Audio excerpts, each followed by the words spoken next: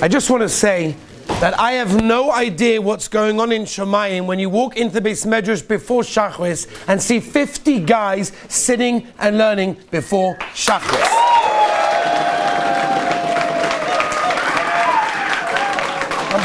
Unbelievable.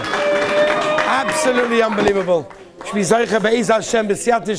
this, to be Marbe Kvoid Shemayim. What's going on in Shemayim is unbelievable. Every single one of you should be proud. And Be'ez Hashem, we should have the koiches to continue all the way until the end. We're going to go back to Hilchos Shabbos today. I'm very, very excited. We're back to Hilchos Shabbos. And we're going to start a brand new malacha that we've not done here in this building. And it's been a while. And it's an important malacha, a very nogeya malacha, a very geschmack malacha. And that is the malacha of Boneh, the malacha of building. Now, what is building nogeya to us? We've said this many times. We could learn Boire, we could learn Bishul, we could learn Muktzah. That we get, we understand. Boire is Nageya, Muktzah is Nageya, Bishul is Nageya, Shia, Chazorah, Atmana, we get that. But like Boneh, like who builds on Shabbos? It's not Nageya, we don't really build. That's a D'Rabbanan. We're dealing with a D'Oraisa over here, right? When does a person build on Shabbos Kodesh? So I want to give you just a couple of examples. Today we're going to go through a little bit of a Hakdama. As we always do, we start the malacha with just a little bit of an introduction to understand mainly where it comes from, what's it nogeya to, and the Mitzvah Hashem will continue Be'ez Hashem day after day going through the practical halacha lemaisa, so you guys will know in an exact way Be'ez Hashem all the halachas of Boneh, which of course includes Soisa as well. So just to give you a couple of examples, okay? And this is very nogeya. Now I saw this Maisa Shahaya a few weeks ago. Lo aleinu such a Maisa. Rahman al-Islam, you should never see such a thing. Right? Rahman al-Islam, lo aleinu such a Maisa. Terrible Maisa happened. Terrible Maisa. What's the Maisa? The guy was standing by his stender. I saw this with my own eyes. The guy was standing by his stender. And he's davening, it's beautiful, mamish, with a grace, mamish, a geschmack, he's davening with beautiful. And you know, as you're davening, your hands sometimes move. And it was, well, we're not one of these stenders, we made sure we bought the stenders to make sure we don't have some of the issues, but some of the old stenders, they have screws on the side. So the guy was, while he was davening, so he was there busy davening, it's gewaldig. And then with his finger, he feels that one of the screws on the side of the stender is a little bit loose. Okay, listen, I'll do a tova with the shul that he was davening in, and with his finger, just naturally, just gives it a little bit of a tight, screws it in. That is an issa d'oraisa of Boneh. Now you'll tell me, what do you mean? I didn't build anything. It's built. The shtender works. He was using it. What does that mean? So we have to discuss exactly what Boneh means, what's it nogeya to, and how it could be nogeya sometimes on a Shabbos. I'll give you another example. Rabbi, again, I don't know the halacha, we'll discuss it as we get closer and closer and more deeper into the sugya. But here in Eretz Yisrael, with Zoycha to live it, it's Gavaldig Gezach, Eretz Yisrael, Nick Nabi Yisum, the Gemara Brachas Dafei, we've all learned it, but I'll put him, you have sponger holes. Sponger holes are the little holes that you find in the floor of many of the apartments here in Eretz Yisrael. They have sponger holes, these small little round circle, they have a lid on it.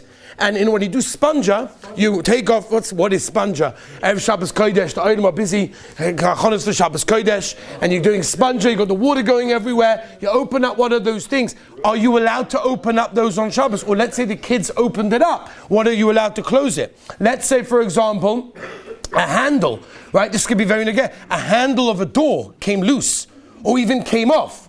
So I want to go along and I'll just put it back for a minute, just to be able to open the door, Pashat.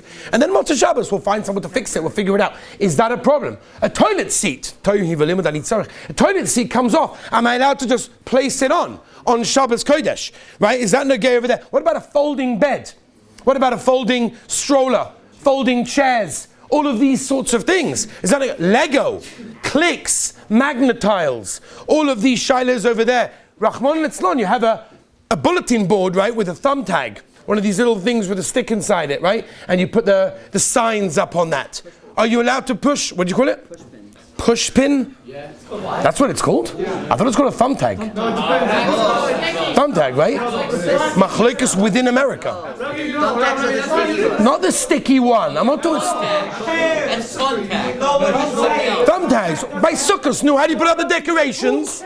How do you put up the decorations? The item knows what it is. Zug Shmiel, who cares? The item knows exactly what we mean. Okay? To do that on Shabbos Kodesh, Avada, Rabbi say, to do that on Shabbos would be a problem.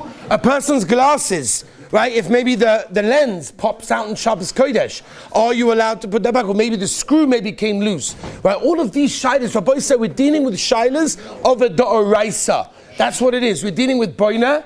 Anything that's the opposite of Boneh will be saisa, to demolish, which by the way also is Nageya as well, which means whatever we're going to say in the coming days that's Nageya to Boneh, the opposite will generally be saisa. There's also something else called oil. Oil means making a shelter, a canopy. That could also be a shai that comes from Boneh. Right? It's one of the toldas. It comes from Boneh. It could be a shai of a doraisa. For example, putting the hood on the stroller, or those English people out there, the buggy, to open up that canopy over there.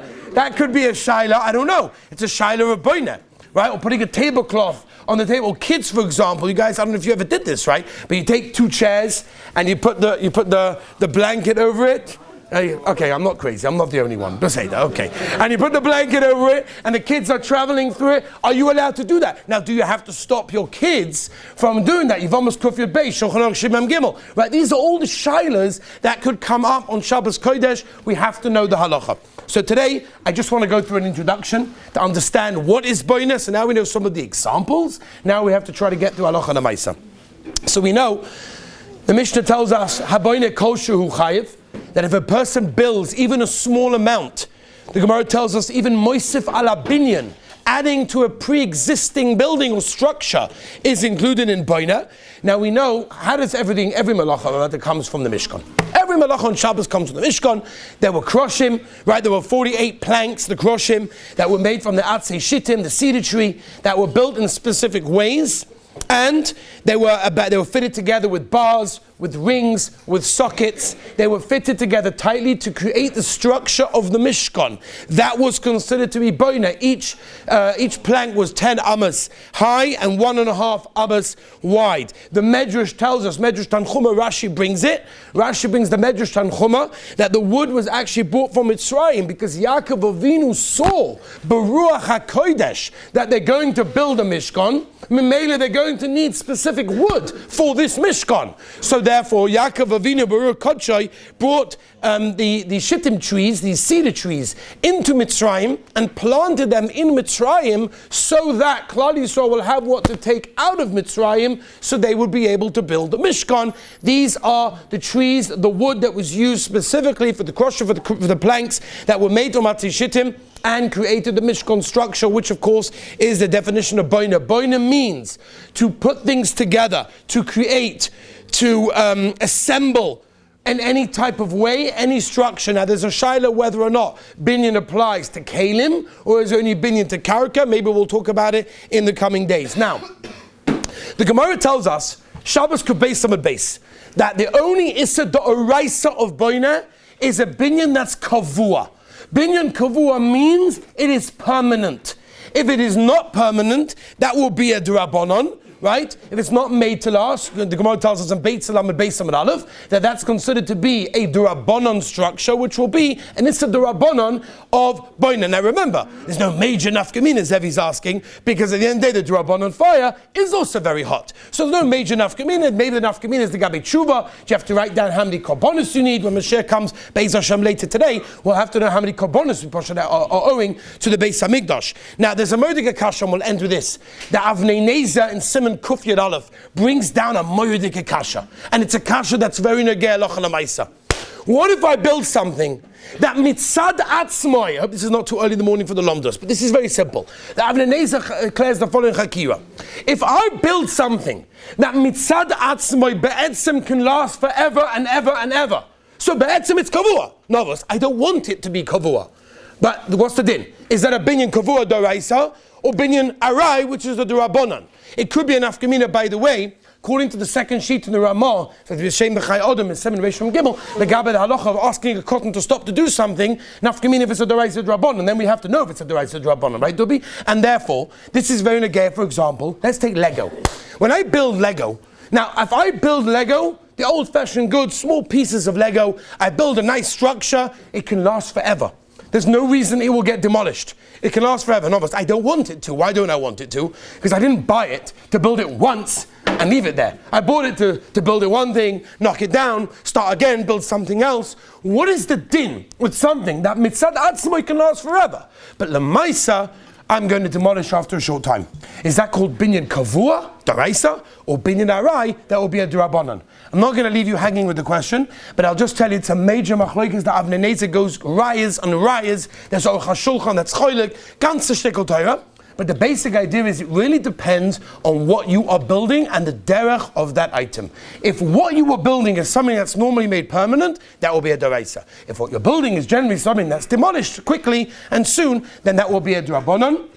But as Hashem, next year we're going to try to define the terms of what means binyan kavua, binyan arai, and get to practical halacha l'maiser examples of how this nagea. Have an amazing day.